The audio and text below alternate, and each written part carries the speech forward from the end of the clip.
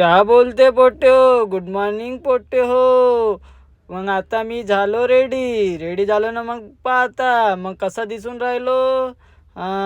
चांगलं ना. मग आता सांगा लुक आजचा कसा आहे, कमेंट करून मला नक्की सांगा भाऊ. कैसा अच्छा झापूक झुपूक दिख रहा ना.